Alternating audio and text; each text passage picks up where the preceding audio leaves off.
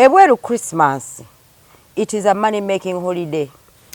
Omuzungu Christmas. Ngolunaku wali omuzungu yaluleta mwafa abafirika ne lusigalamu naye beeri bo bakola sente. Kugetinga mu mudi ya kugula bintu bya Christmas.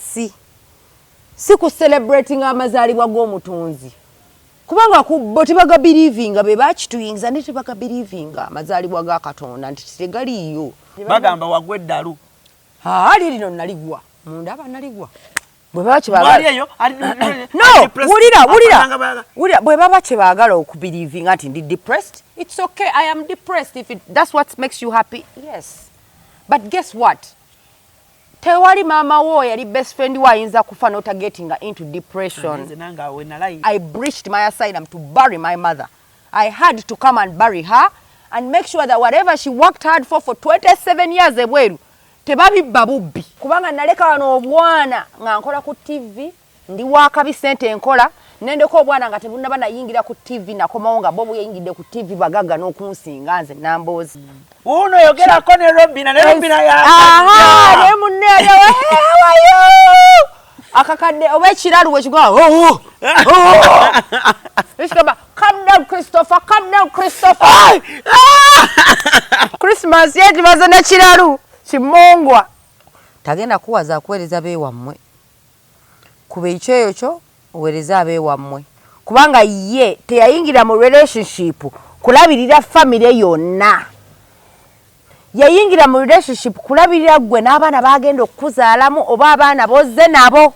Bazungu bakola ebintu olw'okwakwaga kubanga omukwano gwabwe guli real. Kyobala nti omuzungu asobola okutta abasajja abalala baleme kwagala. Gwe yanteeka mu nsi gwalina okundabirira. Nkwanjulira ekizimbe Future Heights ku Ntebe Road kuliko ekifo abaana we bazannyira ekiri munda giyite indoor kibayita Future Kids Paradise. Ekifo kiri safe ate kya mulembe nnyo era buli muzannyo gw'abaana mweguli. Kuliko Future Kids Corner edduuka ly'engoye z'abaana omuli buli kalonda yenna omwana gwe yeetaaga okwambala okuva ng'akyali mu lubuto ow'olunaku olumu ayavula atengerera atambula okutuuka waakulira taata ne maama basuubira okuzaala. Future Kids Corner ebintu by'erina season eno birungi nnyo era buli mwana kye yeetaaga bakirina ate nga ku bbeeyi ensaamusaamu. Ekizimbe kino kiriko ne hotel gye bayita Future Hotel and Suites erina ruumu ez'omulembe nnyonjo ate ng'abakozi bafaayo nnyo. Abagole mujje mufune obulamu obupya ku Future Hotel. Tuli wano ku Entebbe Road. Bw'oba ova Kibuye tuli opposite Book House awali Zion Offices ate bw'oba ova Entebbe tuli Kibuye nga tonnatuuka ku mafuta ga Total. Kuba ku ssimu 0743 92 17 61 oba 0765 52 00 38. Jangu otulambuleko ozuule ekipya. Kale nyongero baniriza ku mukutu twatudde da CRUZ exclusive ALLANCRUZ gemanya nyongero baniriza ku enaje musizidde kubanga mutulabira mwebali nyumwe bayire ddala. Olunaku olwaleero Christmas. Today is Christmas. Merry Christmas, Happy New Year. Yonna mu nsi gy'otulabira oyinza okuba nga obudde tebunnatuuka naye tuli mu lunaku tulutambuza. So Merry Christmas. Bw'oba osobodde okutuuka Christmas eno yise engalo mu maaso weebaze Allah omugambe ya Allah nzaani kubanga bangi bannaffe batufuddeko naye nga tebatufuddeeko nti kubanga tebalina ssente bagenze kubanga kaseera kaweddeyo naffe essaawa yonna weegatta ku oyo g'ogenza okuziika olwaleero mu nsi eno tuli bagenyi. Naye bw'obanga okyaliwo ng'okya bulamu bukyakunyumira nga toli mulwadde tolina wakuluma akasente olina mulya nywa nyumirwa go out have fun. Kitegedde naawe omusajja ng'oli eyo ng'ofuga omwana wa banno bubi Christmas yino omusibidde mu nju obaleetedde firimu kyokka gwogenze ne banno munywa omwenge nti muganda wange kyokoze tekiriiyo banno baleke obufumbo si maje. Obufumbo si maje Robin. No, it's not a boot camp. Omuntu abeerako n'obulamu bwe obulala. Tunaku leero Christmas naye Robin oli waka naye tetumanyi olweggulo ogenda wa. Okitegedde. Ndimu bwatambuza olunaku lwe. Abagenze mbidongo bagenze. Abagenze okulaba abayimbi bagenze. Nadi njagala agenda ku Sheraton kulaba ku Fun Factory. Bali ku Sheraton leero. Bambi ate abo banyumira nze nnyo n'okusinga ne Comedy Store. I've always told people. Abantu bamanyi the original is Fun Factory. Hey! You can never get tired of Fun Factory. It is the original kubanga bakola skits nga ziri made from real scenarios. Sebine ebyokuwemola. Njagala comedy. Njagala nnyo. Bobo manyi Fun Factory. Of course, I've been there recently. Omukebete is a good friend of mine. Oh, nyo. Yeah. Oyo twato. Mutabani wa mama Muke. Oyo twakola naye comedy. Nayo mubiri nga 13. He's a good guy. Mukwano gwa Richard Nyonyo. Hey. Omukebete. He's a very good comedian. Yeah, very good. So if you feel ina oyagala ogenda ko you're in Uganda, you don't have any plot, kalanga nkubye kabwerere genda ku Sheraton waliyo Fun Factory. Fun Factory goizo kwa tubamanyi mwemwe Richard Tindi Richard Tuwanje, mwemwe Tindi, mwemwe Raymond Rushabiro, mwemwe Kwez Kaganda, CRUZ, mwemuli Veronica, mwemwali Annie Kansime, group yalingamu Annie Kansime right now, Kansime yavamu. Kansime aberamu just every now and then akola appearances kwanga munange yanene wala naye ngera akyakomawo. I love the way how they have kept their thing. Like nachiri wamu. It is perfect. Yeah? I love it. Chebazanya chirungi nyo. I really love it. Recently, like just about a month ago, Naliyo. Hey. Naliyo a month ago. Comedy scene. Kadibajita comedy scene. Comedy scene. Zizinga.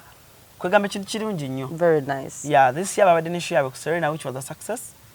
And now ku Sheraton Christmas leero. Bajasesa abantu. Bagenda kusesa abantu. Gwagala ogendayo nga you want a corporate thing. Nga kirungi mitwalo nga 10 ndowooza 15 ogendayo. It's worth it, by the way. Very worth it. Ate bakuzanyira skits empya ezinyuma bakuzanyira ebintu byo tubibale tujuze nga tosuubira than ogenda mu comedy nolaba ng'olaba oti comedian nomanya kyagenda okukola agenda kuwemola bayitamu abasabirize ssente awemule. So all in all, Merry Christmas. Yes. The Happy New Year.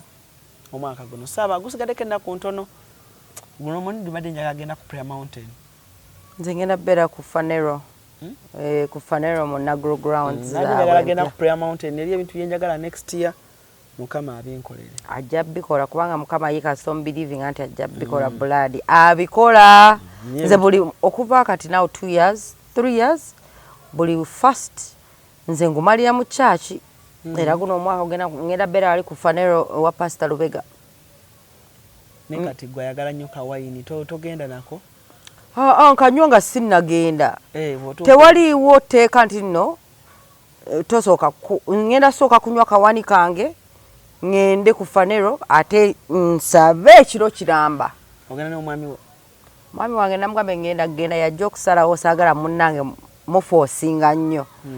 Nze namugambye ngenda kukola ki kuguyingirira mu Katonda alina byakoledde guno omwaka. Banaye guno omwaka Mukama ankoledde ebintu bingi. Business yange nagitandika officially omwaka guno ya Kisti Travels. Ey'okujjulizaamu abantu. Ey'okukola ku paperwork w'okugenda ebweru. Naye nebaza Mukama kubanga eyo business empezezaawo guno omwaka. School fees gwe mbadde nnina okusasula ku baana bange. Buli kintu kyonna kye mbadde nnina okukola omwaka guno. Ate Alan nawe nkwebaza. Gwomu ku bantu abasinga obuzitinga business eyo. Ba business nalina kiranka mwaka oguwedde naye nga sina office nga nkolera mu bitabo nga nkolera mu briefcase. Naye bwe natandika okukola naawe ne tutandika okugamba abantu nti nkola ku bintu ebyo. Abantu ne bampangira ne bandeetera ssente ne nzigulawo ne office. Okitegedde. So omwaka guno gubadde mulungi era buli customer wange buli gwe nkoze naye mbebaza kubanga company enkoledde ebyamaanyi bingi netandika ne business empya ya Ras Oils and Habo from Kisti Travels. Netandika business empya ate ngetutumuse mu bbanga ettono nnyo. Ate ngambye kamulinga kalungi. Moringa mulungi nnyo era abantu ne orders nazo okuba era ora page yo. Era okuva twatandika okulanga moringa wano ku ALLANCRUZ exclusive. Orders zijjanga mazza abantu bakuba amasimu kubanga bategeera bamanyi moringa nti no ddagala lya buli kimu. Bannanga alina kamalinga kalungi nnyo gwe yandikeetaazo kanywera ku caayi tekayinaamu ate tekakaawa tekawunya bubi munenda kanywera luli ku caayi wakanywa naye bw'okateeka ku caayi ayo kyennyo n'okalinda ne kanyingira bulungi ne kakaka n'olya nga caayiko kali mulembe naye bw'omala okukanywa bebi alina kuba kumpi awo ayina engeri gya detoxing omubiri n'akufresheninga n'azibukula buli musuwa kati olabika gwe omusuwa gwazibukula omuwulu kanywe nga bebi wali awo kati wa Jose yakomyewo omusuwa gwazibukula Jose anti wamati yakomyewo anti Jose wanywa ku moringa kyogamba njagala kamuwa Jose ngenda muwa akake agende nako gwakola ngenda muwa akake agende nako bebi asigale kullo okitegedde akyajinga oyo omumanyi ayina okukyaji bano baana bato naabwe ejeje emirimu gyabwe okitegedde goloza bakinze njagala basajja bato abansinza obuto bali bakyajinga kyekyama ate nabo bamanye ekyaba ekirimu ffe obukazi obutono tukyajinga river Nile yokka awo wenkomye abamanye ekyama mu bukazi obutono bakimanya abamanye ekyama mu basajja abato abakazi abakulu ate omuwuba omuza buli gy'oyagala okitegedde ne ku shoulders omuteekawo omuwuba wuubi wano wali gwe buuza Richard Kings anyumirwa mubuuze Kings Richard ku TikTok mubuuze yamanya ebyama so tuli wa ne Robin Kisti abatulabira mu America abatulabira Canada abatulabira UK abatulabira Sweden Switzerland Jamaica wene nafuna omulabi nga tulabira Jamaica nga muna Uganda balina batabeera bo banoonya bali bayiribi bwogenda mu kifo nga temulimu mu Jamaica mu Uganda temulimu mu Nigeria temulimu mu Yindi vaawo ekyo ekintu tekikola ssente ekyo kifo tekikola ssente abali Netherland abali Scotland abali Ireland abali Canada abali Sudan abali Tanzania abali Kenya abali Turkey Turkey bangi nina emikwano mu Turkey n'abali Dubai bangi bankubira essimu ne baŋŋamba Robin twazemu okulaba ku page ya Alani ne mwana gwe tukwagala yankubira na ssimu n'agula ne moringa n'amugulira ali Dubai naye yagulira maama we Ishaka n'amugulira eddagala n'aliwereza Ishaka moringa ne Cypress bantu bali bakumisinga Robin naye we back ate tutambula oshimanyi ekyo omanyi wali omukwano gwange yabadde aŋŋamba Robin naŋŋamba ne Alan tuli eno Bulaaya ne Robin mugamba atukolereyo show eya Christmas nagamba gwe tomanya amasimu twagajjeeko naye abantu n'obaweereza emitwalo 2 ejja Christmas lwakuba oli mu America oli n'agamba buno obo bwe yatuweereza ebbanga lyamazeeyo ennyama yokka ennyama n'enkoko bigula emitwalo 10 miramba kati emmere tunaaguzisa ki n'ebirungu oyo n'agamba tugambireko Robin atusiigire ku kifaananyi Christmas ye neeba etya era ssente tuzikola babamu batukubira nga tetuli online ne batugamba mbu tube matiriddeko omuntu atwalinga kufuna double time naŋŋamba walife abalina abazungu bayida tutandikire ku bazungu mbu eno festive season kati omuwala yabadde annyumiza nga ngambala nolaba eno festive season nze nina omuzungu wange tuludde ffena tulina abaana 4 naŋŋamba juzi namugamba nemugamba hello honey simanyi I want to send money to mommy and daddy for Christmas biki mbu omuzungu n'amubuuza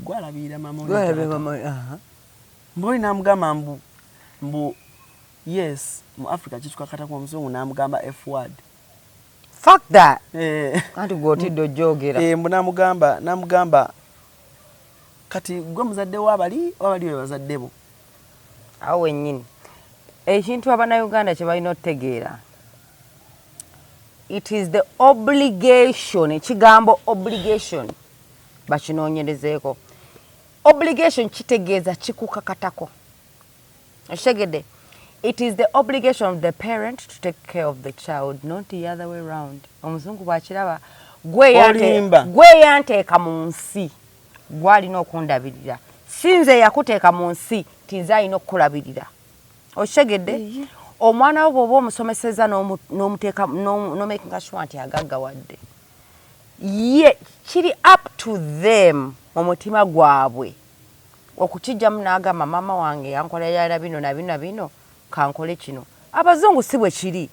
Omuzungu akimanyi nti no obligation y'omuzadde kulabirira mwana sinze omwana okulabirira omuzadde. Okitegedde? Wulira kati no kankubuli example eri very quick. Wane Uganda bazadde bafa bakadde fa balabirira. Eri omuzungu talabirira mukadde. Mama we olukaddi oba taata we ng'amukwata ng'amutwala mu home nursing home. Toyina gwogenda kupamira akulongoose. Toyina gwogenda mwana wakwenyinyala. Toyina gwogenda kaabira nti omugongo gunuma jack rubbing. Akukwata nakutwala mu nursing home. Naye omanyi nti nezo ssente za nursing home si yazisasula. Golooza omusolo gw'osasula ogwa pensioni. Omusolo gw'osasula ng'okola gwe musolo ogukulabirira ng'oli mu nursing home. Osegedde omuzungu akola omumerika oba yenensi gy'alimu akola ng'asasula emisolo ng'amanyi nti n'omusolo guno gwesasula bwenkaddiwa gwe gugenda okundabirira. Abakadde babawa kye bayita pensioni. Ze sente ze bakuwa ng'oyisiza 65 mu nsi ezisinga zonna 65 is the retirement age. 65 wo retiringa retirement money ng'ekickinga in kitegeeza tokyakola government ebeera ekuwa sente za retirement buli mwezi erina okuwa upkeep. Naye upkeep si waabwe wuwo wamusevingayo wamusevinga mu bumpimpi ku misolo gy'okola ki gy'osasula. Kati omwana wo bw'okaddiwa akujja mu nnyumba n'akutwala mu home na making sure nti no activating a pension yo nga bakusasulira ezo sente ze weekoledde zo savings. Kati waliwo abalina abaana abagagga ng'ate bafaayo naye nti wadde afaayo tagenda kuteeka mu maka ge, agenda kutwala mu home oba spendinga $100 omwezi oba omutwalo gumu omwezi naye nga takutadde maka ge kumukwalubiriza. Batono abakikola nnyo ate na batono to none. Kikutwalira obudde bungi okwekolako naddala bw'otuuka ku kukola akasige teweeraliikirira. Prem Touch Makeup Studio be bakugu mu kukola obusigo obuwangaazi mu bika eby'enjawulo okuli microblading nga kano kawangala okumalira ddala emyaka 3, microshading nga kano kawangala okumala emyaka 5, saako ne combination ya microblading ne microshading. Ku Prem Touch Makeup Studio tukola ne facial okendeeza amasavu okuggyako obusundo, tattoo tukola permanent hair removal okosaako ne body waxing. Prem Touch Makeup Studio tusangibwa ku Ginger Road ku kizimbe kye Toban Center omwaliriro ogusooka Suite 51, 52 ne 53 nga wakava ku Food Hub. Okumanya ebisingawo kuba ku Note 755 536 697 oba Note 773 878 669. Prem Touch, where beauty meets precision. Nti waliwo abamu akulabirira ng'omukadde asigadde mu maka ge naye olw'okuba family gyavaamu ngagga ne bamuleetera bannani living nurse, living aid. Nti ajja nga waliwo abeerawo asulawo nga waliwo oba ajja n'akola shift bakola mu shift. Waliwo yaŋŋamba alina ogwo omulimu mu America. Nga waliwo abajja nga waliwo asulawo naye ng'ate asulawo ye just caretaker. Naye nga waliwo ajja nga nansi yakyusa ebiwundu yamuwa eddagala ya cleaning ebiwundu byaba afunye kubanga bafuna zino bands mu kabina. Omanya abakadde bavunda bakyali balamu tebakulimba. Era abaddugavu tuli so melanin waffe ne jeans zaffe ziri strong. Omukadde omuzungu avunda tannafa. Gyakoma okutuula wansi n'okwebaka ku buliri n'akabina okufuna emibwa baziyita sores. Agetinga so kabina n'afuna banza akabira ne kafuna ebituli lwakutuula. Omukadde omuddugavu tabifuna. Oshegedde kati teri mwana ayagala kulabirira maama we mu state yo bataata we nti amulongosa akabina kudiruki ebyo abafirika fa babikola. Okitegedde. So when kugamba nti no, the obligation is is on the parents to take care of the child, not the child. So abazadde abannayuganda bo balowooza kandabirira omwana wange kamusomese kubanga bw'afunamu agenda labirira nze mu bukadde bwange. In Africa. But generally that's not what it's supposed to be. Wanzaala nonsomesa gwalina okundabirira okumakinga sure nti ntuuka ku level nti nze bwe mba nkulabiridde kivudde mu mutima gwange. It's not my obligation. Tekinkakatako nti si buvunaanyizibwa bwange kulabirira maama wange oba taata wange. Era fe Abafirika, wulira, fe Abafirika kyova nti no twakuzibwa bulungi, tulina discipline. Wano Uganda olabawo nursing homes bwe ziba bwe ziri ntono nnyo era bajjajja bafiira bufiizi eyo mu byalo. Jjajja n'afa ne muziika. Okitegedde nti jjajja yafiiridde wa jjajja yafiiridde waka. Naye ng'era babadde bamuweereza nti ssente baweerezayo jjajja. Bano abazungu akulaga nti afaayo naye akutadde mu home ye tagenda kulabirira. Okitegedde nti wadde ataddemu ssente si yakikola. Naye ate mu home abakadde gye babeera mu kwangaazira kulako mu home z'abakadde tebali mu bulamu, tebabeera mu bulamu bwa kabi nnyo. Okitegedde naye abazadde abannayuganda bo balowooza nti obligation y'omwana we olw'okuba omuweeredde buli kimu olina okumulabirira. No, omuzungu ye si bw'akiraba. Era abafumbirwa abazungu bangi nnyo abakifuna nti agambye baawe nti ngenda oba mukazi we nti ngenda kuweereza maama wange ssente bagamba ekiki. Ate baba we yalina okubeera nga yesetingira obulamu. Okitegedde so kyoba olina okumanya nti nno abazungu culture yaabwe yanjawulo. Oyinza okinyiigiramu naye nga ye engeri gy'akirabamu. Lwaki nze alina okuweereza maama eza Christmas? Lwaki ye si yampeereza eza Christmas? Okitegedde kati abantu b'ebweru kati waliwo Jojo Ketera video gye yakola of recent era banvuma nnyo. Kati nze mbadde sikimanyi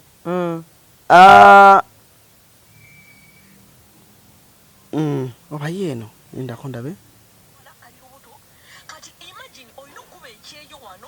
nedda njajjefuna. Jojo yagamba si buvunaanyizibwa bwo kulabirira maama wo. But tuli mweno festive season era abantu baga Jojo era nalaba n'omwana mu batutu ogamba otya nti no tolina kulabirira maama wo biki bw'oba olina ssente n'abanyonywa n'abagamba bw'ojja mu nsi zino oyiga ebintu emu how things are supposed to be done. Sigamba nti omulabirira naye tekikkakatako. It's not an obligation. You're not obliged. Teka. Anti kati from Africa teka. Kubanga bwe kiri mu community society eyaffe ey'Abafirika, oba oli Nigeria, oba oli Gaboni, oba oli Zimbabwe, ye culture ya Africa. Tumanyi bw'ofumbirwa omuzungu olonge wamwe obwavu mbufuye mu. Blood osaaga abazungu. Be bantu abasinga obukodo. Nedda. Omuzungu awaggwe mukazi we gwayingiza ennyintu. Gwe kimukakatako kubanga alya ggwe. Talya nnyoko, talya kitaawo, talya ssengaawo. Kimukakatako ku ggwe. Wazaddemu abaana, amufumbira emmere, amuhaaginga ekiro, amugambe ebigambo ebisufu. Abantu abafunye abazungu balina ssente.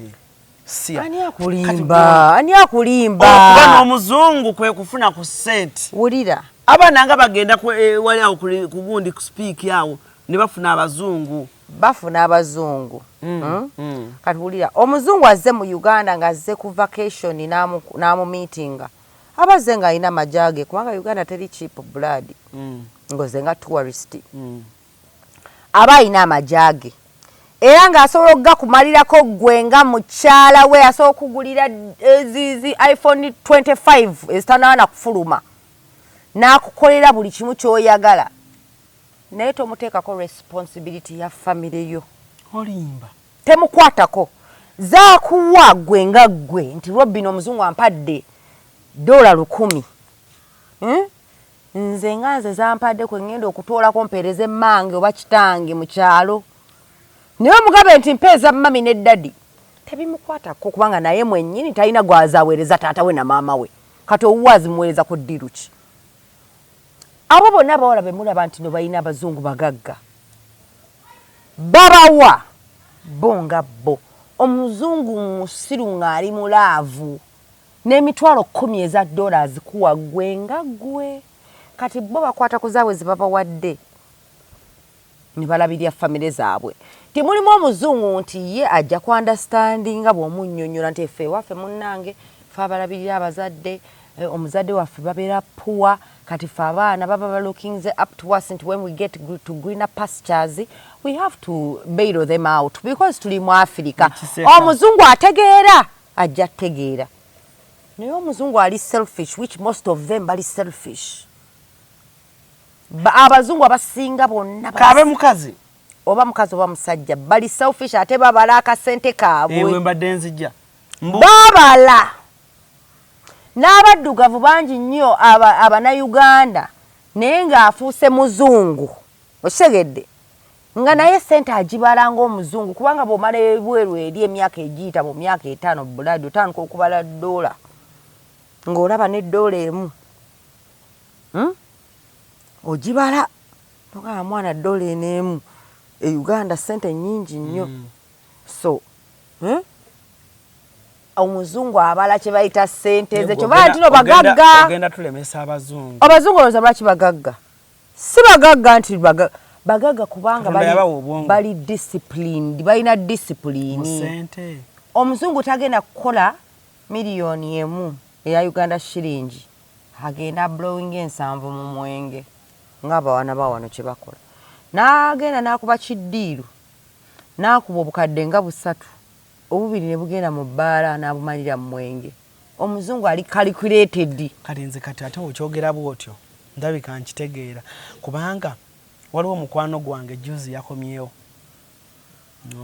yakomawo alina omuzungu we omuzungu alinamu akasente akasente akaddala kati yamumpaako ku ssimu lumu ne twogera hayi kati ntuuka naye nga mmanyi ngenze kuba ki sente luseke kati omuzungu ku ssimu yalinga gyo neŋŋamba kati ono wankubidde bazze bwe mutuukako bwe nti agenda kuyira buyizi ne mutuuka ne mugamba hi Mr. Peter this is Alan oh you Alan twakuba emboozi n'omuzungu n'oluzungu lwange nakuwa 2,000 yazimpa ngakazi wakanyamugamba Alan is leaving babe Alan is leaving oh okay see you later it's good to meet you Alan it's good to meet you hey nengamba ne it's nice to meet you Alan nasibula emirundi nga 6 nga talina kyavaako nasibula nga bwenga Rachel mukusibula naye beba kati Rachel yanzize mabbali nanganjangu nangamba omuzungu unlessinga wekazizza kati awo wekaza n'omugamba nti payo ate tayiza na kitegeera ng'omusabi agamba ate for what nkuwazaaki aroze tukyalirako era Rachel yakutte emitwalo 5 nangamba Alan naye nabadde manyi ngenda kukuba oluseke abazungu tebakubika ate ngazirina abazungu mu mukazi gwa falling in love with yekka ya mukuba oluseke tebamala gakubibwa luseke bali smart sente zaabwe bazibala balina kye bayita budget kati bana abatufandinga bazijjawa abafandinga ki abafandinga NGOs anti kati oyo aba akaddiye nga sente zazina mbujjuvu ate nga amanyi cause omuzungu awo aspendinga sente nga amanyi waliwo cause kitegeeza waliwo abaana abali homeless waliwo abaana bamulekwa waliwo basingle mothers oba bakadde abalumizibwa waliwo embwa erumirizibwa omuzungu tamala gafandinga muntu nti just akufandiza olina okubeera nga olina ekizibu ekikutawaanya ate nga kibisakinzeeko nti gyekiri ate era nga basinga basulamu ebyo biddiiru baba bakazi omuzungu just asiriwala wano wansi we wasiriwaza era bagiyita POP power of the P kijja kyogera ku eno platform power of the P omuzungu oba omuntu yenna sente ajja zisonda aziwa omukazi kubanga ye ayimye excuse my French okitegedde Nembo amala gazikuwa nga takunoonyerezaako tamaze olaba naawe mwennyini abamu banoonyereza ne ku mukazi gwayagala nasooka n'akola research n'agamba ddala ono omukazi byangamba bituufu kuba baba bakimanya Abafirika tuli bafeeri ate naddala abakazi baferera nnyo bangi nnyo mu golodi bakadde bangi nnyo be babidde babasomedde zigolodi gwindira abayaaye baweerezayo omukazi yagonza embeera n'omubba bulungi smoothly. Kati sooka obulire omunayuganda ali eyo house and sister we oba brother we alina omuzungu bo bateekeddwako nze kopi Bly yabinyumizaawo kopi Bly naŋŋamba alani abantu balowooza nti okuba n'omuzungu kwe kuba ne ssente. Omuzungu si mwangu nnyo kati festive season eno mukola mutya fe aba wano twagala kasente ate oba otya tukaagala kubanga oli Bulaaya olina omuzungu tugenda kukola tutya mukazi watwagala tubalidde agenda kuweereza kuzize zaakuba mu kyeyo tagenda weereza za muzungu. Omuzungu agenda gulira famire ye mu nsi yonna gye bali amaking sure nti abaana gifts kweziri wansi kubanga babimalanga ebyo tagenda kuwaza kuweereza beewammwe kuba ekyeyo kyo oweereza abeewammwe kubanga ye teyayingira mu relationship kulabirira famire yonna yayingira mu relationship kulabirira gwe n'abaana bagenda okuzaalamu oba abaana bozze nabo kubanga abo abadoptinga n'abalabirira naye famire y'omuzungu tekiri obligation ate si buvunaanyizibwa bwe kulabirira famire yo gwenga gwe Omufirika noonya obusente bwo oba obumukubemu mpola mpola oweereza abeewammwe naye ebyo by'okumusaba nti no njagala kuweereza mami batono ababitegeera gye bali ababitegeera ne batono nnyo ate n'akitegeera lwakuba amanyiye culture yammwe takitegeera nti olwokuba kamuluma naye akakola lwakuba gwakwagala. Bazungu bakola ebintu olwokuba akwagala kubanga omukwano gwabwe guli real. Kyobala nti omuzungu asobola okutta abasajja abalala baleme kwagala. Asobola okutta if I can't have you no one can. N'abazungu abakazi balina obwongo omanyi love eno is a mental disorder kati ate bo mental eba disorderinga nnyo ti omuzungu akutta olwa love ng'amanyi gonkyayenze ekisajja ekirala kigende kikwagale kikuyingize kankutte ofe n'obuwoomi bwo nange nfe tumanye nti no teri agenda kwagala nange teri agenda kwagala tugende mu ntaana okisegedde. Bazungu baagala nnyo ate ekiri obsessive kifuuka ate obuzibu. Muzungu bwakwagala aba akwagadde blood tebaagala bulimba tebaagala dishonest omulimba akantu kamuga it's a white lie n'agigeza n'agifuula ensonga ennene omuzungu omugamba I am at Freedom City naye ng'oli mu town kati ye bw'aba amanyi Freedom City ajja kubala ng'amanyi okuva ku Freedom City paka wano mu Lusozi dakika 10 kati w'omugambira nti oli ku Freedom City dakika 10 ajja genda kutamya abale I know from Freedom City to here it's going to take 10 minutes for her to get here then go taking asatu kubanga ova wa ova mu kibuga. Nah, you lied to me. You say you was at Freedom City. That's only 10 minutes away. You came after 45 minutes. Ngazibaze. Gwe gatomanyi 45 minutes ize chichi. Apana Uganda by the way tetumanyi omuntu akugamba 10 minutes. Tazimanyi. Apana Uganda tamanyi what 10 minutes. Ogenda tukanumira kikameka. Dakika 5 ngenda kubeera awa. They don't know what bakwata nkwate. Dakika 5 tebazimanyi ne wezimu dakika 2 yawo. Nomga dakika 2 ozimanyi. Ngamanyi 3. 2 zibeera 3. 10 zibeera 3. Asatu ebera sawa kwemu kitundu. That's Ugandans. Omuzungu ye time gy'omugambi yeeyo date gy'omugambi yeeyo kasita okyusaamu atandika okwekengera. Bali era bwe boyagala okubba omuzungu gendera nnyo kigambo kyo tomugamba kyotagenda kukola blood kubanga yakwekengedde dda. Making sure nti tomugamba kyokola ojja mubba bulungi. Honest. Olwaki abanaddugavu tebawangala nabo? Kubanga tuli balimba tetuli straightforward tulimba nnyo ate n'ekirala culture yaffe eri so carefree eyabwe eri so much on discipline and principles they're very principled. Tebatusinza mpisa naye batusinza discipline and principles no batusinza principles tebatusinza discipline ife discipline gye tulina titulina empisa ennungi nti tu respecting abantu naye there are things we don't respect like time, someone's time. Oshitegedde, respecting someone's time and respecting someone generally. Abannayuganda tetumanyi respecting someone's boundaries. Abannayuganda tetulina kigambo boundary. Omuntu omuyingiza mu nnyumba yo omutuuziza omuddiiro ogenda olaba ng'ayingidde ekisenge ekyo kati omugambi maama nnyaba ekyo kive mu muzungu olimba oyingira otya ekisenge kyange oli mubbi oli mulaayaye oli mulalu oze mu ddiiro lyange boundaries olaba omuwala I've introduced you to my boyfriend.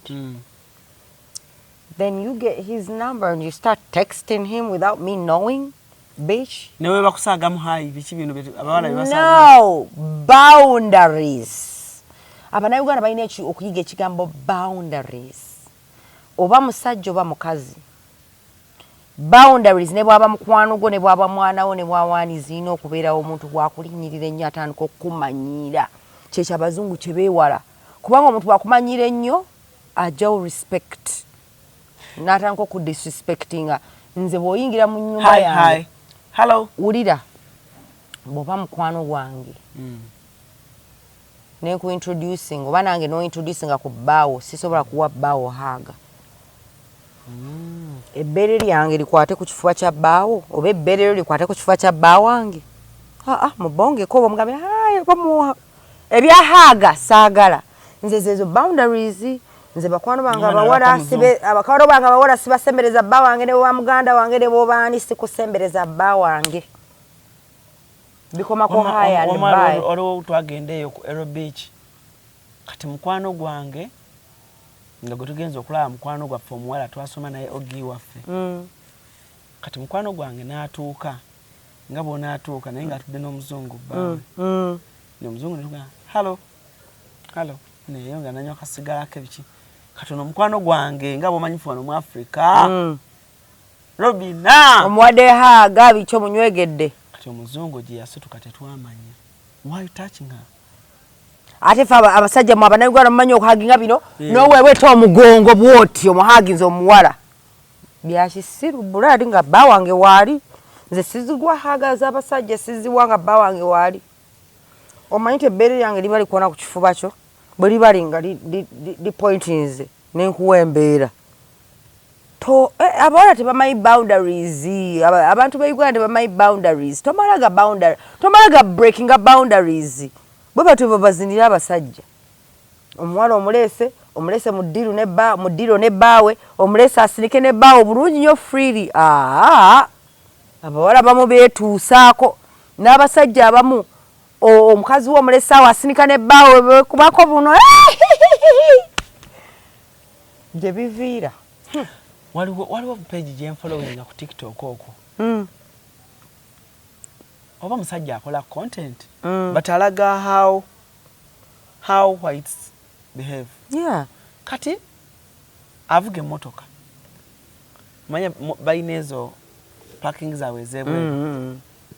Kati gaya avuga emmotoka n'agenda n'ayingirako katini we kati mulayini watalina parking. Yes.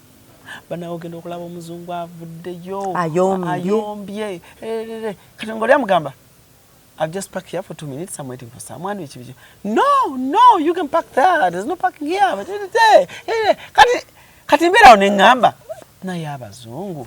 Robin, waliwe bweri wa gate yo. Bwe mpaakingawo. Nti neŋŋamba nojja n'oggulawo n'oŋŋamba gye baleko ssebo nze kale. Lwaki opaakinze wano? Madam badde naali omukyala gwe nninza ajja wano tugende. Era Robin ozaawo buza nogaye kale. Omuzungu yakubidde dda poliisi. Era trespassing. They're parking in front of my gate. I don't know what they want. I am afraid they might be thugs. Beera muddugavu ng'oli muzungu. Olaba parking yawe ogiraba. Anyone who parks there, that is my property. You park there, you're trespassing. If I don't know you, you're trespassing. I can call the police and you can be arrested. okuvunaanibwa parking yangawo because that's private property. Kibanyiiza. It's private property. You olinye basically obanga alinye ku obolinye mu dembe lyange. Naliranda niyo. Nfuluma ko ntambula. Biro betwogera ku simu. Nenyimira kale nga ukogo omulyango nenga nyimiridde wano.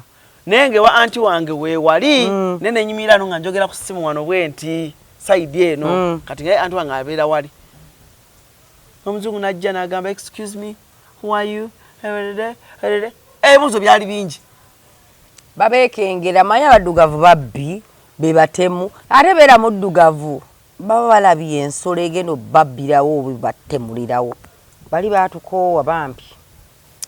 Ku mukutu kwa tuli CRUZ exclusive abalina abazungu mubaleke bambi yamanyi kyali mukuyita mula kitakuwadde za Christmas season nno abamu nga basharinga back account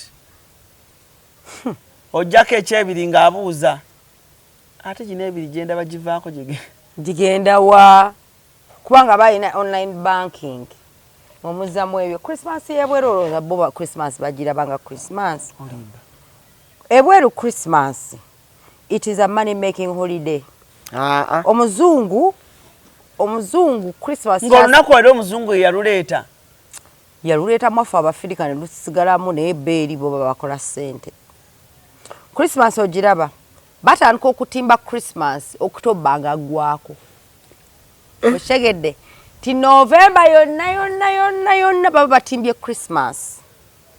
Omanyi lwaki kugetinga mu mood ya kugula bintu bya Christmas si ku celebrating amazaalibwa g'omutunzi kubanga bo tebaga believinga be bakituyinza ne tebaga believinga amazaalibwa ga Katonda nti tegaliyo bo batunda butunzi bagikolanga money making holiday. Oshegera nti bu story katolabe abebweru nti stories zisigala zikyali true ti Santa Claus walampa ekiro nga 24 nawalampa mu chimuni nakirira mu chimuni yammwe naleeta gifts z'abaana naziteeka wansi wa Christmas tree abaana ne bazisangawo ku machanga bazuukuse. Kati eyo story bagipainting ati omwana ye gy'amanyi kati g'omuzadde leka okugula ekirabo leka okuteekawo Christmas tree leka okukola ebintu abazungu batimba ennyumba za Christmas. Wano ku Hasi Beauty Parlor tuli bakafulu mu kulabirira n'okuyooyoota ensusu tukola facial ne tukupepeta ka face ne kawawera ng'aka baby tusiba n'okukola enviiri mu buli musono songa mu kukola pedicure ne manicure tuwekansa tusala enviiri mu buli musono ate bwe kituuka mu kukola makeup tetumanyiyo mulala. Tuli muyenga ku Tank Hill Road okulira na Italian supermarket mu basement. Essimu tuli ku noti 72 682 953. Teweerabira saluni egenda okujjayo bulungi bwo n'ekitiibwa kyo ye Hasi Beauty Parlor, a world of beauty. Kati ojebe no Sebakula Road singa buli nyumba ejjudde ebitaala ejjudde Father Christmas bu 7 babuyita bata Father Christmas bana abaleeta ebirabo bya Jesus nga bamuzadde Mary in the major bali abazungu batimba buli nyumba ebere timbiddwa kuva November okuva eri wansi paka waggulu buli nyumba joyitabo obutaala to give you the illusion of Christmas, to get the feeling of Christmas, but it's nothing but a money making holiday. Bagala ogule ebintu byonna byokutimba bichi oshegedde kalichegeza ebulaya omwana botamwa kyalo kya Christmas mama chive olimba omwana ayinza n'ogenda mu depression nga nga bazadde bete waliwo birabo biri wansi wa Christmas tree kibeeranga ffe tebatwagala mama wange tanjagala mama wange tanfudde nako tewaliwo birabo biri mu Christmas tree sifu tetwambadde matching pyjamas katolaba abazungu ekizibu ekiriwo bambi season yaabwe mu Christmas it is the worst season of the year. It's the coldest time of the year, December, winter, coldest time of winter, December, January. Kati Christmas ya mu nyumba tenyuma kati balina ginyumisa engeri gye bagimisaamu bu story Christmas zebwero ziri bwe ziti wonna w'ogenza okukyala nti oba mutuula mu nnyumba ne bajjayo zi board game manya Scrabble manya Ludo manya matatu bo bamuyita simanga bamuyita yeba bamuyita batya matatu balina kigambo ekirala kye bamuyita Snakes and ladders. Ne bayita snakes and ladders bo bazanya board games ne balaba zi firimu eza Christmas baby's day out ne banywa zi hot chocolate ne bambala zi pijama za Christmas kubanga toyina gy'olaga ebweru ffe tusobola okugenda ku botanical beach ki ice kiri bweru Christmas y'ebweru oba munnayuganda obanga oli mufirika tenyumaamu wadde ne zero ojeteekamu bwete osinogamba owaaye kantule mu nyumba nywe hot chocolate ndabe mu movies eno Christmas kyeno epeweefuuwa Christmas y'ebweru bannamwe mubasaba ssente naye nga abasinga bakubi b'Ekyeyo lwe lunaku lwasinga okwagala okukola omanyi lwaki bamusasula double time oba time and a half nti abadde afuna $17 per hour bamuwa double than 17 bw'oba ofuna $12 an hour bakuwa 24 per hour gomanyi sente z'oba okoze mu lunaku olwolumu kati ye tebimukwatako nti oba Christmas kimukwatako bampadde ku shifuti y'ennaku enkulu ogimanyi shifuti y'ennaku enkulu eriko ssente nnyingi nnyo kubanga teri ayagala kukola lunaku olwo kati gwalututte okola double time nsooka enzibalemu 24 times 8 oba 12 hours kwafe tuli baddugavu $2 $88 olunaku lumu oshegedde bw'oba ofuna 12 per hour bakuwa okola double time bw'oba ofuna so ogambe $24 times 8 oba 12 kitegeeza mu lunaku lumu nkoze akakadde kamu osobola okukakola mwezi ennaku za Christmas kitegeeza omuntu asobola naye n'omupeekapeeka ssente nga munno ne Christmas yegiriridde alongooza bubina bw'omukadde ye alaba mukadde acelebratinga Christmas ne famire ye just kuweereza bannayuganda ssente nakubawuliza kuba na Christmas egenze etya bannange jjajja w'Ekamuli yazze jjajja w'Namakenge yazze n'ow'Ebugembe yazze ffe tulidde wade enkoko mukazi watunga ali eri ali mu kiscrab ayambadde kiscrab bino bibambala ebipale n'ebisaati babiyita scrab nze mbadde manyi uniform y'abasawo baziyita scrubs ayambadde kiscrab ye ali ku mukadde gw'omunyumiza Christmas nga bwe banyumidde mulidde okuva ku ssaawa 5 jjajja w'Ebugembe azze jjajja w'Ekamuli azze jjajja w'Egobera azze jjajja w'Egundi azze bonna abakazi ni bekamwokya bazze uno yogerako ne Robina ne munne wayo akakadde oba ekiralu bwe kigwa ekigamba come down Christopher mukazi watu mutadde ku video mubona omega Christmas come down Christopher kyashibwa abija tekyogera Christmas yeti bazana kiralu kimongwa naawe olimba naawe sagane life yewe yali ku kimongwa kimutawa kati wano n'abagamba wamma abagamba mulindeko ngenda baddira Mark you go back to your bed you go to your room I am coming anti kino kimongwa kintawanya nati kino ekiralu kintawanya kama soko lindeko kanku mama aliwa mumpe ku mama baya akajja kusima oliota muwalawo nga kimaka kijja where's my mommy my mommy my mommy Mark mommy is coming me I'm talking to my mommy Mark to chikube bakusibe nebisumuzo bakanyuge ze mama wange kyogamba kye baliko mbudde buno kati nze nkubulire Robin oyongeramu Christmas y'ebweru abaana bamanyiranga ogenda ku zi botanical bagenze kuzinabinoonya biiki bamanyidde okulya matooke bijanjalo muceere kinyeebwa nkoko bikibe naye sowaani ng'ejjudde eri omanyi kyagenda okulya ebweru agenda kulya akacere otumonde waba afunyeyo ku kachapati ng'agenze mu Bannayuganda. Naye waba tagenze mu Bannayuganda agenda kulya akacere, ali ettake, ali ekikoko nga tekiri seasoned, alireko ne mac and cheese. Christmas yeggwe. Feno nga batuweereza oba alye ne pie, apple pie. Feno nga batuweereza ki? Nga bwe babaweereza nga asatu omanyi ogamanyi ku Christmas. Kyokka nga ate mulyanga baloodi. Kyokka nga nago tetugasiimye. Okitegedde. Omuntu webweru bwakwatanga ssente ze n'azikuweereza ku Christmas. Kibakakatako ndowooza. Kibakakatako olw'okuba tebaagala kuswala gye muli. Kubanga mwe mulaba gye bali bulungi ate mwe mwakimakinga nti it is their obligation to take care of you. I have sisters in the UK. They are my sisters. We sucked on the same breast. I have not called any one of them to ask them because they have their own lives, they have their own families. If one of them feels the need okumpeereza ssente, ajja kumpa nga ayagadde. Naye it's not their responsibility okumpa ssente za Christmas. Era omanyi gwe naweereza message ebweru, ankali yali bba wa maama wange.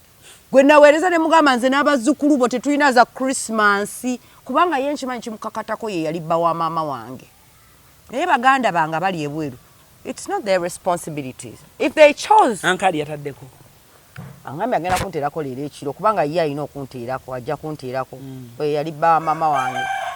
Naye baganda bange, it's up to them from their hearts if they say. Kati kikyogezako tugamba tubaleke babeere mu mirembe gyabwe ffe tubeere eno nga tetulya tebali mu mirembe. Kidodo kitutuukeko wano. Wulira anti omwana kidodo kuva January ne muwogo dodo muwogo.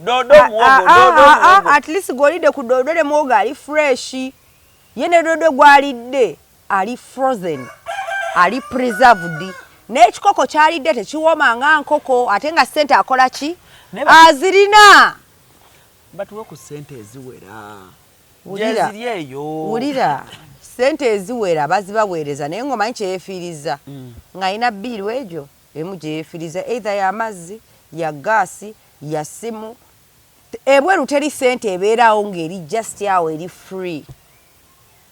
Bw'aba akuweereza aba yeefiiriza ku ssente z'alina okukozesa ku bintu ebimu n'abyefiiriza. Waliwo nze yaŋŋambye naŋŋamba lwaki tugamba bankuba kyeyo nti kale ezo ez'omuzira eziba ziganye atwagirire wano ku nnyumba ze tugende tusoloozeeko omwezi tugambe nti guno omwezi ogwa Desemba apartment ze najeera batuwe akadde kamu n'ekitundu Christmas kibeere mulaala. Naye kati wulira kino. Ne bw'aba alina nnyumba z'abapangisa mwazirya dda. Ez'abapangisa ate yazisolooza era mmwe abazisolooza mwazirya dda kubanga ez'abapangisa ze zirabirira mmwe.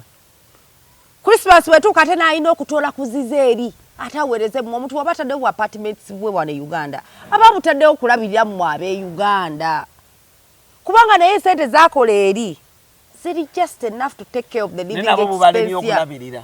Nabo bennyini esente ze bakola tezibamala. Blood tezibamala. Ebweru lifestyle gye weeteekamu ze ssente z'olina osasula. Bw'oba olina ennyumba nga ya bisenge 5 osasula ekitono nnyo doolo oba paundi 10,000 ezo.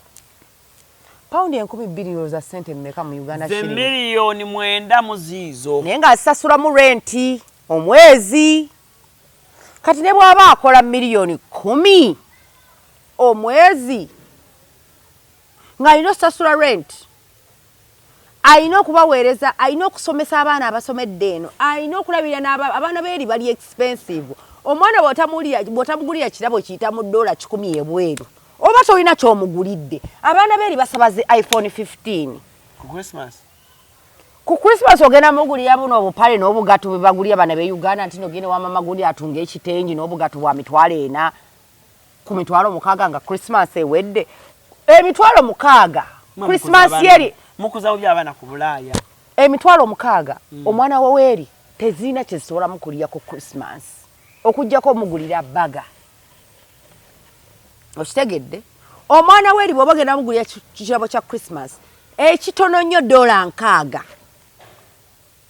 ekirabo ekitono nnyo ate ng'omugulidde ki omugulidde oba jacket engeri gyeri winter season oba omugulidde bi Uggs oba sneakers ate nga sneaker bw'oba ogulidde mulenzi eyita mu £8 oba $8 kati $10 sente ziba ntono nnyo nti zospendize ne ku mwana wo ku Christmas naye at least awo omugulidde ekirabo ekiri biro $10 oba oguze kyabaavu eri ebweru naye ate nga wona Uganda omwana omuwadde $15 oba omugulidde ensi yonna kitegeeza omuntu asobola okwefiriza ogulira omwana we ekintu naga akampereze bamama ebweru eri ewaka basanyuke g'omwana wo n'omu excuse ffe mama waffe yafunanga child benefit mamita child benefit nga government eyinza omuwa $23 buli wiiki ez'abaana ffe abali under 18 naye ng'atugamba child benefit wammwe mufuna naye munansonyiwa nina baganda bange bempeerera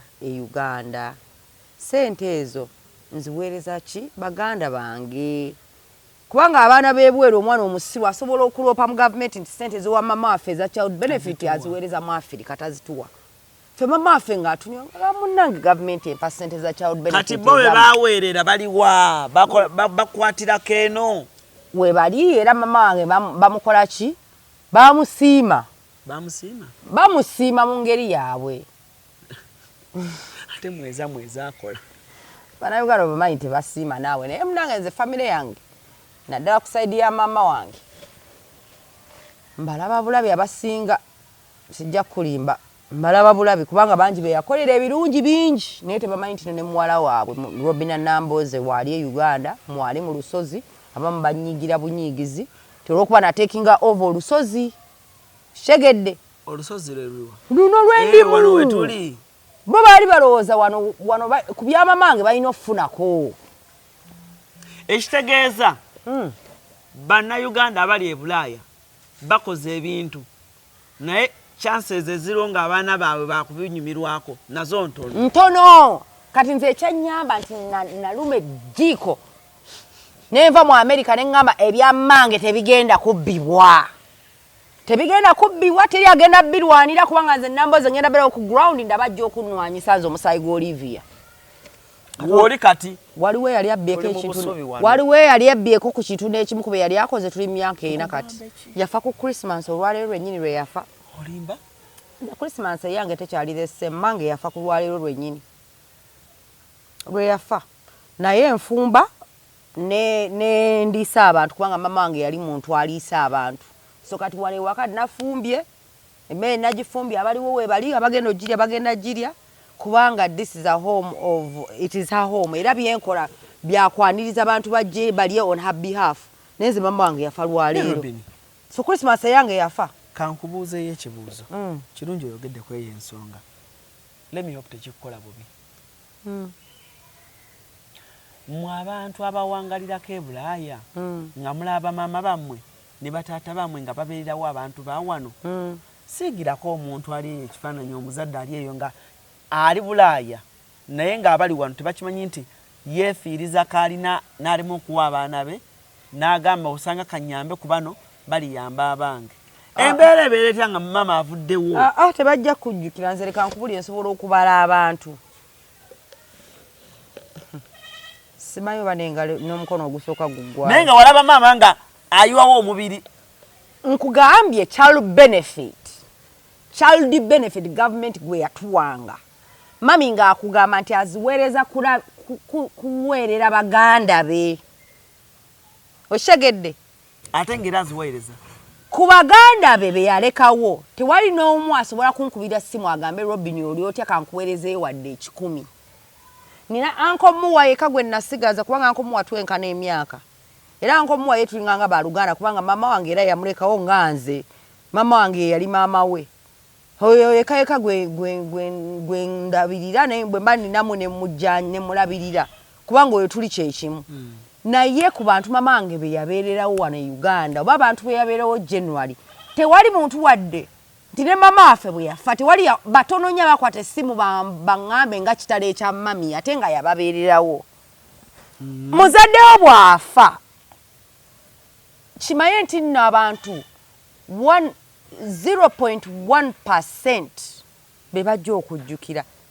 Waliwo 1%, but I said 0.1% be bajja okujjukira. Maama we ebirungi bye yakola. Abasigadde bagamba bugambi bambi. Era kino nkyogera bangi abali mama wange be yali akoledde bibadde naye tewali wadde amanyi Nambooza ali e Uganda yava ebweru. Bali awo banjogerako bogezo oyo yasira yava ebweru nadde Uganda n'asiraana, mama bwe yafa nadde Uganda n'asiraana. Yeye bobo kye balowooza. Waliwo yankubidde essimu n'aŋŋamba Robin yali atuuse n'okufuna empapula n'akatabo, naye Robin mama we yafa, Robin ne yeekyawa n'agamba kijja kijje nzize Kampala. Ate nga kituufu. Nze nava ku America nga sifunye green card. Omanyi lwaki? Mange yafa nga green card tennajja. Kati nze Nambooze ng'onsuubira nti neme okuziika the most precious person in my life antuusize ebweru anpeeredde alabedde nga ne bwe mba sirina za rent mu America yaziweereza afudde. Ntuule ku America mbu nninda green card sinnafuna green card. Neme muziika.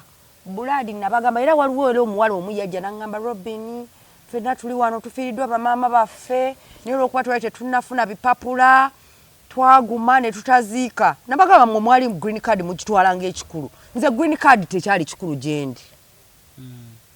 Era nalinnya ennyonyi n'abaana bange nga mmanyi abaana bange waki bo balina obutuuze. Nze Nambooze seetaaga butuuze bwa America kubanga nze banzaala ndi Munnayuganda akatabo nina k'Abannayuganda. Bwe mba nkyusiza passport njagala ya diplomat. British passport, American passport tewali kyamaanyi kye njagaza. Era bwe ndiba njagadde Rochelle ali ginfunira kubanga mu America segedde. Neze mbabuli ekyufu nava ku America nga green card tennajja na breach nga asayiramu yange.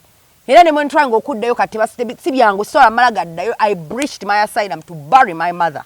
I had to come and bury her and make sure that whatever she worked hard for 27 years ebweru tebabibba bubbi.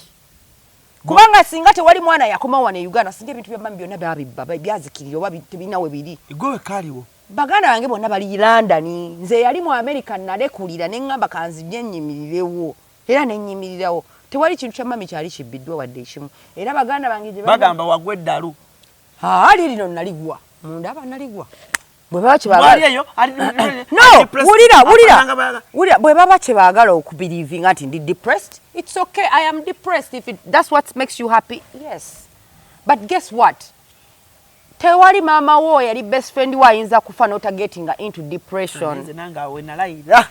Kituufu wulira. Nange bwe baasayira munjirekawo. Wulira. Mukwano ne kituufu nayingira mu depression. Naye depression nagingiramu emyaka ebiri egyasooka. Naye ate saagenda mu depression tinakuba amayinja. Mu depression nazaaliramu n'omwana. Kati ayina emyaka agenda mu 4. Okisegedde. Depression tetegeeza nti oli mulalu. Kitegeeza omutima gw'omwennyamivu kubanga it's a big loss. Nze mmange paka kati nkyawunze yafa ku Christmas paka kati yali best friend wange. Okisegedde. Naye ate mu bintu byenkoze okuvanga nvudde okuva we nakoma wane Uganda. Ate nsinga bennaleka mu America kubanga bo beerabira mu life zaabwe eza America. Naye ate nze byentandise wano. We bali jiro komawo nja kuba ndi wala kubanga naleka wano obwana nga nkola ku TV ndi wakabi Sente nkola nendeko obwana nga tebunnaba nayingira ku TV nakomawo nga bobo yayingidde ku TV bagaga n'okunsinga nze Nambooze. Oshagedde. Wabadde Bulaya. Nakomawo wano nga sina 10 naawe. Oyina nzonyimizako nakomawo na mabugo atabashira gashumba. Bali bana kugwe ngaba kwego obwo bwali bu baby nabonna nze yaba inspiring ane mbayigiriza be bali bamanya abo bonna abana bali ku TV banje bali inspired by me. Ne kati wenjogerera nti level je bali kone Sente zibakoze abamu bali more than me as far as nti obuntu nti obutono bwe bekoledde. Oshegedde. So nze according to me the best decision I ever made was to come back to Uganda because I'm happy. Ne baba Sikyangu. Abalowooza nti no na getting a depressed na sirana, it's up to them. Nenze ndi happy abana bange bali happy business nina kati ezo Robin satu atenga zitambula okisegedde so fanna bulungi omusajja nina kakulu nnyo kaddem omusajja nina Kings Richard Kakoza okisegedde makes me happy. Abaana bange bali happy, abakulu bali ne daddy waabwe sina wadde ekikumi kyensasula kwabo. Daddy waabwe yatwala alabirira babe. He's a caring dad. Kati mwaka gumulamba. Nina Oliver wange gwe mbeera da mukiga wange. Tunyumirwa life. Sina nze baganda bange saba sente bukuva bweru ate nga nina family nene bweru ne Muve bweru bonna ba family yanga baliwo. Teri ayinza kugamba nti musaba sente. Ankali gwe nasabeza Christmas wange oyo tata wange ayino ziweereza. Oshegedde. Ne baganda bango baba friends nze sisana mikwano jange sente kubanga nze nkole zange teri muntu wawe ayinza kugamba nti yandabirira nerabirira ne bba wange nankolera byankolera. So I'm happy. Kwana wo kimanyi ne kyebayitamu. Mmanyi kyebayitamu ate nga bangi abagala okubeera wendi ate kati nze bangi abankwenda nga Robin wakikola otyo okudde Uganda ate nga you're fine, you're doing okay. A lot of them are inspired by my move that I made and they want to do the same thing. Naye nze awo mmenyeewo woba wasazaawo asayira munoogisuulawo. Nagisalamu bwenti. Nengamba green card court mange. What was important is to bury my mother. She's the one who took me abroad. She's the one eyali ambeza nawo nga sina rent. Kati mbeere eri ani agenda okumpereza sente. Tuwumulemu katono. Tukoma out of tumalirize. Esi mukasiakano kankwanjulye mamiga gyesi abakola emiramu education gadgets zonna mu Uganda bayina tablets z'abaana zonna mu bikanga syamusanga apo oligimo ate nga bayina n'esina keyboard bayina ebimotoka by'abaana ebimundu essaawa bags z'abaana bottles container ng'ogasseko ne building blocks bayina headsets z'abaana bayina smart watch zonna ate nga ziri oligino bayina wireless charger ate nga basisinkanibwa wali ku Pioneer Mall edduka li PA11 ate ng'osobola bakubira ku 0709 gambye ekikwasagana education gadgets zonna oyina kwekwata mami gadgets kubanga yasinga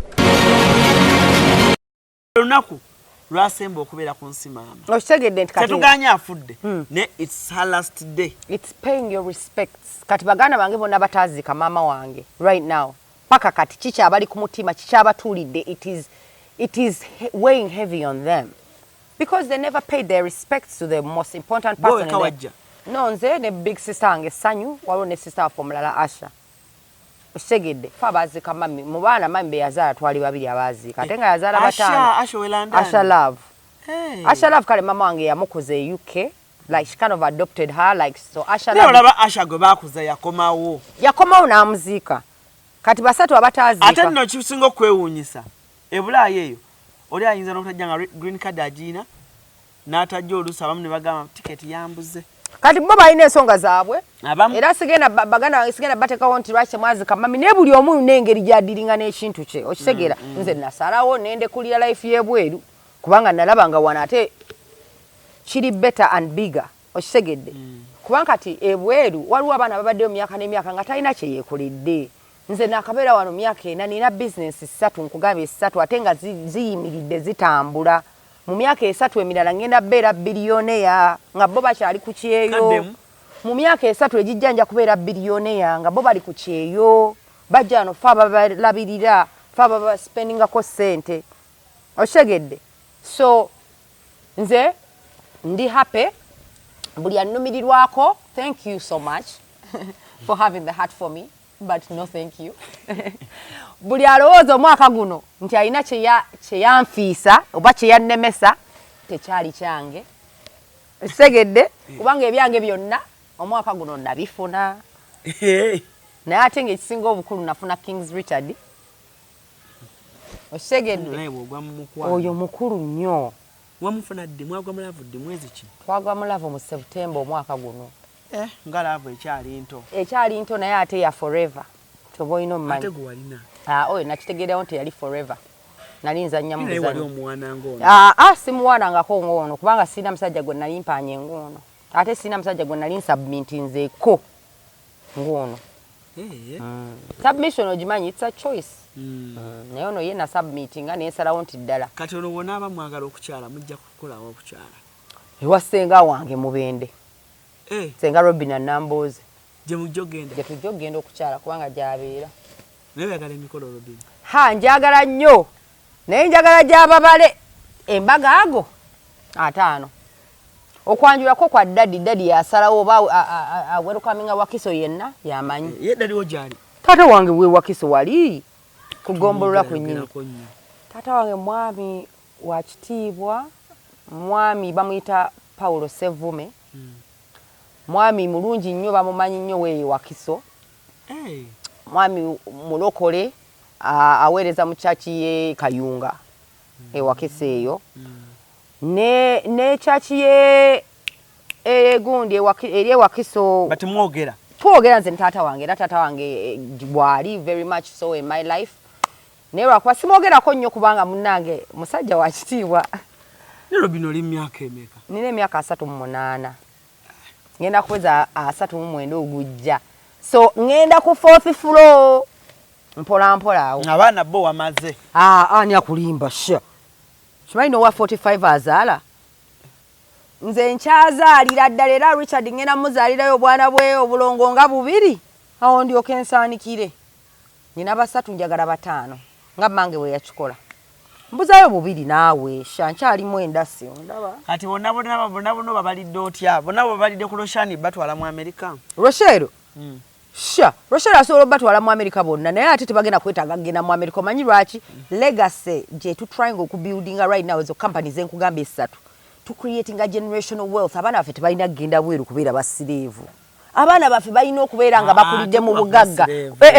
Kubeera sireevu. Ebweru buli wogendayo kukola you're just another slave naye just mu ngeri empya etali nti bakkuba emiggo ne bakozesa obwereere okolera this time wetwala n'okolera sente naye ng'oli sireevu okitegedde kati obwana abange we banaakulira nga legacy z'embuildings nga nina $1 billion company kyeki batwala okkuba ekyeyo okulongoosa obubina bw'abakadde obwana wange tajja kulongoosa bakadde ate ajja genda ebweru ng'agenze ku Disney World kulaba ku binyuma ng'agenze ku spendinga $5,000 ng'azijja Uganda.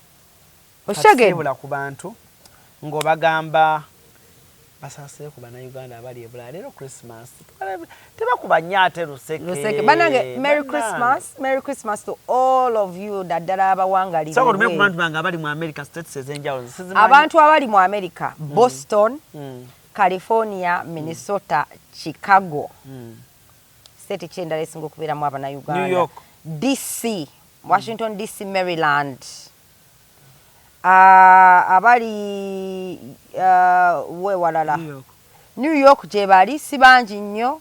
Naye nga abannayuganda bwenna bali mu USA, Texas. Naye eri abannayuganda bangi mwenna gye muwangaalira bannange Merry Christmas and a Happy New Year. Naye nga kyenjagala okubagamba. Invest back home in Uganda. Because mwena mulaba embeera y'ebweru si embeera ye Uganda. Ate nga mwenna nkimanyi nti kyemukolerera finally kudda Uganda naddala abakulu finally kudda Uganda. So abaana bamwe mu instilling omukwano gw'ensi yaabwe kubanga bano abaana be bagenda okujja banunule Uganda okitegeera ti abaana bamwe mu instilling okwagala ensi yaabwe ate temugibatamya okitegedde kubanga nammwe mu abakulu mwagala kudda ki Uganda kati there's no reason why you want to retire in Uganda ate omwana wo mutabise Uganda bagala kudda munnange batayagala kudda bali brainwashed era bagenda bazikeyo nga bamasikiini emizimu gyabwe gitangalire eyo ku nsi z'ebweru njagala omuzimu gwange guzungire muno munnamasuba si kuzungira mu Boston Waltham okitegedde tekimaking a sense leka nkubuulire ne bw'oligenda ebweru ng'ovudde wano oli muna Uganda ne bakuwa passport ya British ne bakuwa ya America you will never become them ne we bali kuziikayo you will never become them ngampulira abantu bagamba kati waliwo n'abalala nafuuka mu Ngereza no waliwo ne abafuuka Abangereza ne bafuuka Abannayuganda naye eddambo ne lidda ekyaddondo okitegedde. So you can have the passport and everything you want. Yes, it's a privilege, it's a good thing. But guess what? When you die, either dambo ligenda kudda ekyaddondo oba ezzimu lyo ligenda kuzungira mu Waltham, Massachusetts. You will never be kaliba kyekikuluma. Tewali kinnuma n'ekimu. Kyenkugamba kiri kimu. Oli asaze oba muziiki mu No, and they are very free, but I'm just telling you, you will never be them. Just ekisinga okunyiza kiri kimu is when Ugandans get there and they denounce being Ugandan.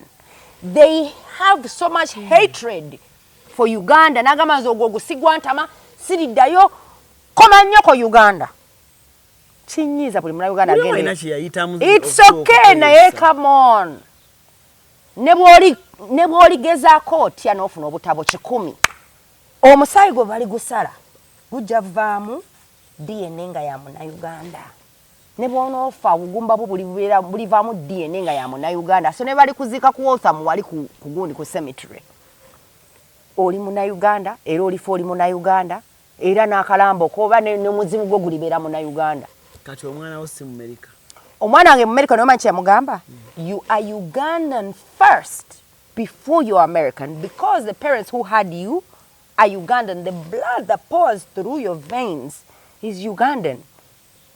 And Yemen. Tata wa bali mu Yemen. Bawalabu. Naye temulimu mu America n'ogwo. Temulimu kasaayi ka America n'akama ate teriyo na musaayi mu America. Omusaayi mu America gwaba Red Indians ba America bennyini. Omwana tebamuggyako empapula. Tebasobola omwana bwe boozaaliddwa eri nga birth certificate yo ya America ne passport ya America bwe buuza Rachel K. Rachel K emyaka gy'amaze gano baali bamuggyeko obutuuze agenda nadda. Mutuuze wa America oyo omwana? She was American. She was born there.